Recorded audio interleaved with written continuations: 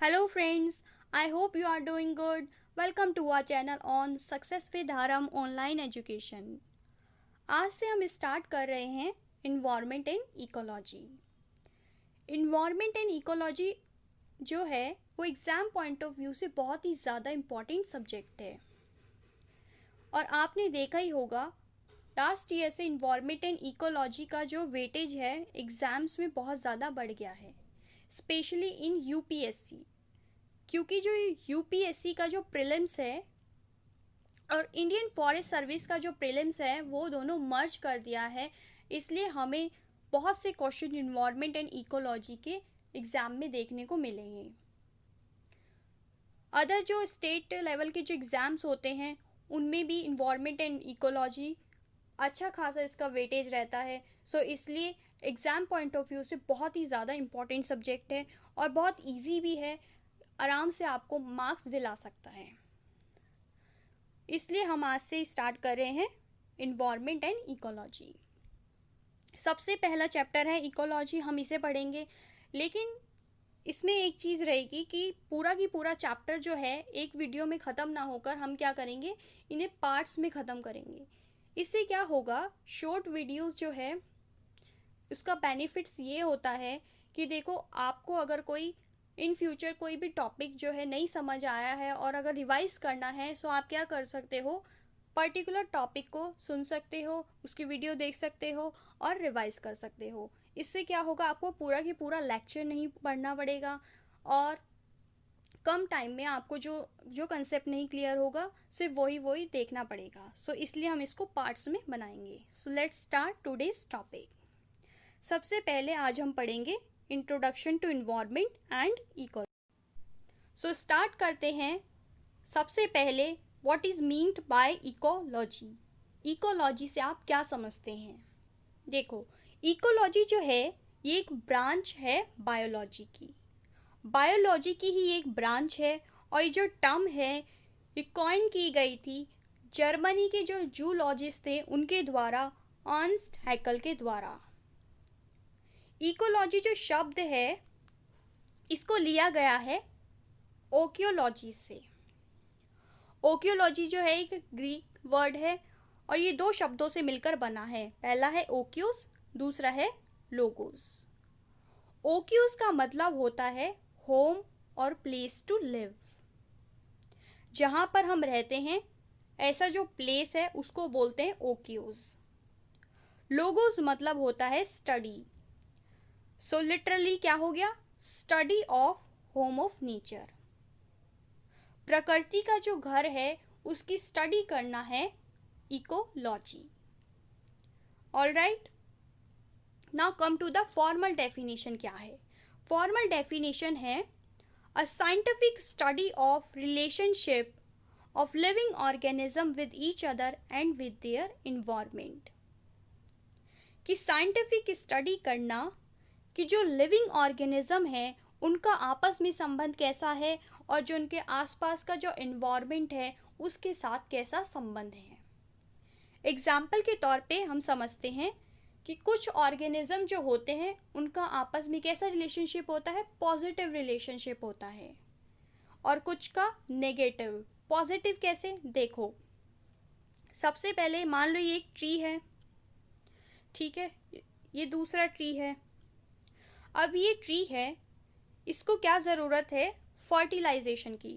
सो ये ट्री क्या है, अपनी पर्टिकुलर लोकेशन पे खड़ा हुआ है, सो ये क्रॉस फर्टिलाइजेशन नहीं कर सकता, ठीक है। लेकिन पॉलिनेटर जैसे कि बी क्या करेगी, वो इस पेड़ पर बैठेगी। बी ले लो कोई, जैसे हनी बी है, वो क्या करेगी, इस पेड़ पर बैठेगी, इस पेड़ का नेक्टर लेगी और बाद में जब ये दूसरे पेड़ पे जाएगी तो इसके जो परागण हैं परागण हैं वो इस ट्री पर छोड़ देगी। इस वजह से क्या होगा, इन ट्रीज में क्या होगा, क्रॉस फर्टिलाइजेशन हो जाएगा और साथ ही साथ इस बी को फूड मिल जाएगा। सो ये कैसा रिलेशनशिप हुआ, पॉजिटिव रिलेशनशिप हुआ, दोनों को बेनिफिट हो रहा है। नेगेटिव बेनिफिट देख लो, ये कोई ट्री है, बड़ा सा ट्री है, और ये कोई इसी की साइड में एक छोटा सा ट्री है। और यहाँ से आ रही है सनलाइट। सनलाइट क्या कर रही है, इन ट्रीज़ पर आ रही है, लेकिन ये ट्री जो है ये बहुत बड़ा है और डेंस भी है। ये क्या कर रहा है, ये इस ट्री पर सन की जो लाइट है वो नहीं पहुंचने दे रहा है। इस वजह से क्या है, इसकी जो ग्रोथ नहीं होगी और ये छोटा ही रह जाएगा और ये ट्री जो है ये और बड़ा होता चला जाएगा। सो ये कैसा हो गया, नेगेटिव रिलेशनशिप। अब जब हम जो ये ऑर्गेनिज्म है इनके बीच में पॉजिटिव रिलेशनशिप है या नेगेटिव रिलेशनशिप है, अगर हमें इसकी स्टडी करना है तो उस सब्जेक्ट को हम कहते हैं इकोलॉजी। साइंटिफिक स्टडी करता है इकोलॉजी कि किसी लिविंग ऑर्गेनिज्म के बीच में कैसा उनका रिलेशनशिप है और विद देयर अदर इन्वायरमेंट। ऐसी स्टडी कौन करता है, इकोलॉजी। सो इकोलॉजी की जो डेफिनेशन है वो आपको क्लियर हो गई होगी। अब बात करते हैं कि इन्वायरमेंट से हम क्या समझते हैं, व्हाट इज मीन्ड आना था यहाँ पर। Alright, what is meant by ecology, sorry environment. So environment की डेफिनेशन है एवरीथिंग दैट सराउंड्स और affects an organism during his life time. कि कोई भी चीज़ जो हमारे सराउंड, हमारे आसपास जो चारों तरफ कुछ भी हो, जैसे कि हवा, पानी, धरती, ये जितनी भी चीज़ हमें अफेक्ट कर रही है वो क्या है, हमारा environment. So this is the simplest definition of the environment, everything that surrounds us and effect us. जैसे कि अगर एयर है और ऑक्सीजन नहीं है, सो क्या हम सांस ले पाएंगे, नहीं। तो जो भी चीज़ हमको अफेक्ट कर रही है, हमारे आसपास है, उसे कहते हैं हम environment. Now come to the ecosystem. Ecosystem से हम क्या समझते हैं, ecosystem is community or group of living organism that live in and interact with each other in a specific environment. जैसे मैंने अभी इकोलॉजी में बताया कि जो ऑर्गेनिज्म है उनका रिलेशनशिप कैसा है और कैसे वो स्पेसिफिक इन्वायरमेंट में रहते हैं, अगर हम उसको सिर्फ डेफिनेशन वो है इकोसिस्टम, लेकिन अगर हम उसकी स्टडी कर रहे हैं वो कहलाता है इकोलॉजी। कि ऑर्गेनिज्म किस तरह से रह रहे हैं आपस में और आसपास की चीज़ों के साथ कैसे रिएक्ट कर रहे हैं, उनका स्पेसिफिक इन्वायरमेंट कैसा है, किस इन्वायरमेंट में वो रहते हैं, किस में नहीं। फॉर एग्जाम्पल, फिश है कोई, फिश क्या है, वो सिर्फ वाटर में ही रहेगी, क्या वो लैंड पर सर्वाइव कर सकती है, नहीं। क्या वो ग्रास खा सकती है, नहीं। So ecosystem of the fish is differ from the ecosystem of birds and other animals. So इस वजह से ये जो इकोसिस्टम है ये बताते हैं कि किसी ऑर्गेनिज्म के लिए किस टाइप का इकोसिस्टम इम्पॉर्टेंट है, कहाँ पर वो सर्वाइव करेंगे और किस तरह से वो रहेंगे, और जो आपस में जो उनके जितने भी ऑर्गेनिज्म है अदर, उनके साथ वो कैसे रिएक्ट करेंगे, किस तरह से वो इंटरेक्ट करेंगे। सो इसका मतलब होता है इकोसिस्टम। लेकिन जब हम इसी इकोसिस्टम की स्टडी करेंगे तो इसको हम बोलेंगे इकोलॉजी। अब इकोसिस्टम जो है वो क्या है, दो टाइप के होते हैं, एक तो नेचुरल होता है, दूसरा होता है मैन मेड या फिर आर्टिफिशियल। अब इसके टाइप्स के बारे में हम अपकमिंग वीडियोस में देखेंगे, अभी तक हम सिर्फ डेफिनेशंस पे ध्यान देंगे, ठीक है। Now come to the components of environment and ecosystem. Ecosystem के और इन्वायरमेंट के दोनों के कंपोनेंट देखेंगे। सबसे पहले इन्वायरमेंट जो है वो बना हुआ है बायोटिक एंड अबायोटिक जो कंपोनेंट्स होते हैं उससे बना हुआ होता है। बायोटिक मतलब सजीव, हिंदी में सजीव कहते हैं। सजीव से आप पता लगा सकते हो जिसमें जीवन है। ऐसे कंपोनेंट जिसके अंदर जीवन है उसको कहते हैं बायोटिक, और ऐसे कंपोनेंट जो जिनके अंदर जीवन नहीं है उन्हें कहते हैं अबायोटिक, ठीक है। बायोटिक एंड अबायोटिक में आपको डिफरेंस पता चल गया है।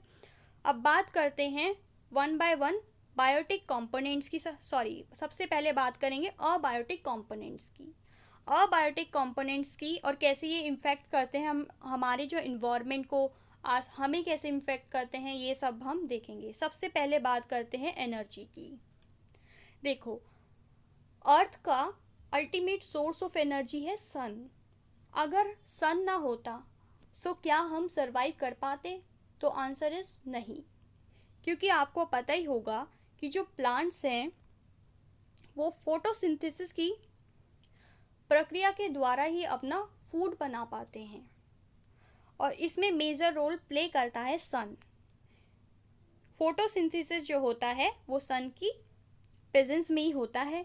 अगर प्लांट्स अपना फूड का प्रोडक्शन नहीं कर पाते, सो हमें ऑक्सीजन कैसे देते और हमें फूड कैसे देते? सो जो सर्वाइवल है ह्यूमन बीइंग का और अदर ऑर्गेनिज्म का, वो भी एक खतरे में आ जाता, उस पर भी एक क्वेश्चन मार्क आ जाता कि क्या वो हो पाता। सो ये इम्पॉर्टेंट है सन की। अगर सन है तो धरती पर जीवन है। दूसरा है latitude and altitude. Latitude and altitude को समझते हैं। लैटिट्यूड का मतलब होता है, ये एक इमेजिनरी लाइंस होती है जो हमने अपनी जो सहूलियत के लिए बना रखी है ताकि हम अर्थ को स्टडी कर सकें। जो पैरेलल लाइंस होती हैं इक्वेटर के और ये जा रही हैं पोल्स तक, उसको बोलते हैं लैटिट्यूड्स ऑफ अर्थ। ठीक है, अब लैटिट्यूड कैसे इफेक्ट करता है? जैसे कि ये सन है, सन की रेज क्या है, अर्थ पर पड़ रही है।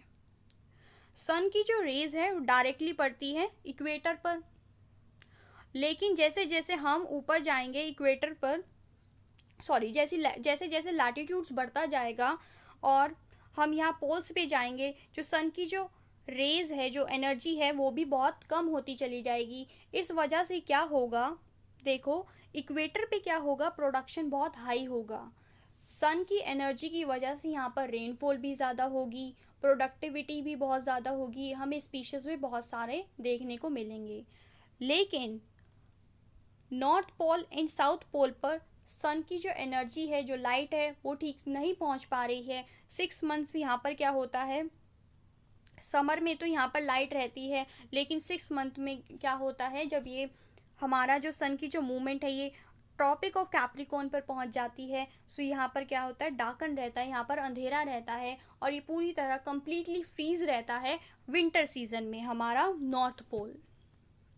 तो इस वजह से क्या होगा, फ्रीज होने की वजह से यहाँ पर प्रोडक्टिविटी है, वेजिटेशन है, भी बहुत कम हमें देखने को मिलती है। यहाँ पर सिर्फ ये लाइकन्स वगैरह जो होते हैं वो ही होते हैं। सो ये इम्पॉर्टेंट होती है लैटिट्यूड की। जैसे जैसे लैटिट्यूड बढ़ता जाएगा वैसे वैसे प्रोडक्टिविटी क्या है, रिड्यूस होती जाएगी, और जो ऑर्गेनिज्म का जो सर्वाइवल है वो भी डिपेंड करता है लैटिट्यूड्स पर ही। अब बात करें हम ऑल्टीट्यूड की। सो मान लो ये कोई माउंटेन है, लैटिट्यूड मतलब होता है ऊंचाई। जैसे जैसे ऊंचाई बढ़ती जाएगी वैसे वैसे क्या होगा, टेम्परेचर डिक्रीज होगा। टेम्परेचर डिक्रीज होगा तो क्या होगा, सबसे पहले एक तो यहाँ पर ठंड बहुत ज़्यादा होगी। दूसरी चीज़ ये होगी कि प्रोडक्टिविटी भी कम होगी, क्योंकि एनर्जी का बहुत ज़्यादा इम्पॉर्टेंट है किसी भी प्रोडक्शन में, स्पीशीज़ की ग्रोथ में एनर्जी बहुत बहुत ज़्यादा इम्पॉर्टेंट रोल प्ले करती है। साथ ही साथ क्या होगा, जो एयर है वो भी डेंस होती चली जाएगी और इसकी वजह से क्या होगा, ऑक्सीजन जो है वो रिड्यूस हो जाएगी और यहाँ पर ऊंचाई पर पहुँचने पर हमें सांस लेने में बहुत ज़्यादा दिक्कत होगी। सो ये रोल होता है ऑल्टीट्यूड्स का। टेम्परेचर एंड हीट फ्लो हमने देख लिया है लैटिट्यूड को समझते हुए। रेनफॉल की बात करें, रेनफॉल देखो आपको पता है इक्वेटर पर सबसे ज़्यादा रेन होती है, हर दिन रेन होती है, इसलिए वहाँ पर क्या है, वेजिटेशन भी हाई है। ठीक है, और जैसे कि मॉइस्ट डेसिडुअस जो फॉरेस्ट होते हैं वहाँ पर भी रेन अच्छी खासी होती है। सो ऐसी जगह पे लोग क्या है ज़्यादा रहते हैं, क्योंकि उन्हें सोर्स ऑफ फूड जो है वो मिलता रहता है और जो उनका सर्वाइवल है वो आसानी से चलता रहता है। सो जहाँ पर अच्छी से अमाउंट में बारिश हो रही है, रेनफॉल हो रही है, लोग क्या है वहाँ पर ज़्यादा रहेंगे। और डेजर्ट की बात करें, डेजर्ट में सबसे कम बारिश होती है, जैसे कि सहारा डेजर्ट है, ये ऐसे डेजर्ट में क्या है, लोग बहुत कम रहते हैं क्योंकि जो प्रोडक्शन है वो भी कम होता है और लोगों को सरवाइव जो करना होता है वो बहुत ज़्यादा मुश्किल होता है। सो ये बेनिफिट होता है रेनफॉल का। Now come to the atmospheric gases. Atmospheric gases and wind का बहुत ज़्यादा इंपॉर्टेंट महत्व है। जैसे कि कार्बन डाइऑक्साइड है, कार्बन डाइऑक्साइड ना होती तो प्लांट्स क्या अपना फूड ग्रो कर पाते, नहीं कर पाते। अगर वो कार्बन डाइऑक्साइड नहीं लेते तो हमें ऑक्सीजन नहीं दे पाते। सो एटमॉस्फेरिक जो गैसेस होती हैं उनकी अपनी सिग्निफिकेंस है। एंड बात करें अब ग्रेविटी की, ग्रेविटी, अगर अर्थ पर ग्रेविटी ना होती और हम क्या होता है, हम अर्थ से ऐसे अटैच ना होकर उड़ते ही रहते, जैसे कि हमारे सौर मंडल में होता है। वहाँ ज़ीरो ग्रेविटी की वजह से हम चल नहीं, मूव नहीं कर पाते ठीक से, बस हवा में ही उड़ते रहते हैं। सो ये है रोल ग्रेविटी का। ये थे अबायोटिक कंपोनेंट। अब आ जाओ टॉपोग्राफी, ये भी अबायोटिक कंपोनेंट है। टॉपोग्राफी जैसे कि कोई हिली रेंज, एरिया हो गया, कोई माउंटेन एरिया हो गया, कोई रिवर्स हो गई, कोई लेक्स हो गई, ये होती है टॉपोग्राफी। जैसे कि अगर रिवर वैली के पास ज़्यादा लोग रहेंगे, प्लेन एरिया में ज़्यादा लोग रहेंगे as compared to the valley या हिली रीजन, हिली रीजन में लोग कम होंगे क्योंकि वहाँ पर मूवमेंट बहुत मुश्किल से होगा, कम्युनिकेशन भी हम ठीक से नहीं कर पाएंगे और फूड की जो अवेलेबिलिटी है वो भी बहुत ज़्यादा कम होगी। सॉइल की बात करें, सॉइल किस तरह से एक इम्पॉर्टेंट रोल प्ले करती है, किस तरह से मेजर कंपोनेंट है इकोसिस्टम का और इन्वायरमेंट का। देखो कुछ सॉइल जो होती है वो ऑर्गेनिक होती है, कुछ सॉइल जो होती है इनऑर्गेनिक होती है। और ये जो इनका जो ऑर्गेनिक एंड इनऑर्गेनिक जो कंपोनेंट है ये डिसाइड करता है कि हम कौन सी जो क्रॉप है वो किस सॉइल में उगा सकते हैं या फिर ग्रो कर सकते हैं। जियोलॉजिकल सबस्ट्रेटम का मतलब होता है कि कोई सॉइल है उसके ऊपर कोई भी रॉक किस टाइप की है, जैसे वो इग्नीशियस रॉक है या फिर मेटामॉर्फिक रॉक है। सो इसको बोलते हैं जियोलॉजिकल सबस्ट्रेटम। ये थे हमारे अबायोटिक कंपोनेंट्स, और अबायोटिक कंपोनेंट्स किस तरह से हमारे इन्वायरमेंट एंड इकोलॉजी को इम्फेक्ट करते हैं हमने ये देखा और उनका रोल क्या है। Now come to the biotic component. Biotic components में आता है ग्रीन प्लांट्स।